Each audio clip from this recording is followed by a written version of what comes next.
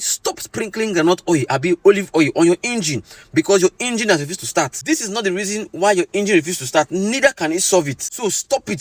Throw it away.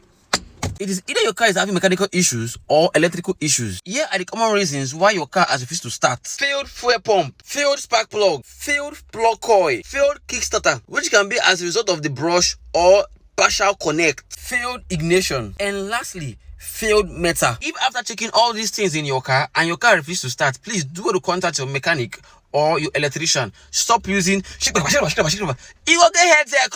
get headache.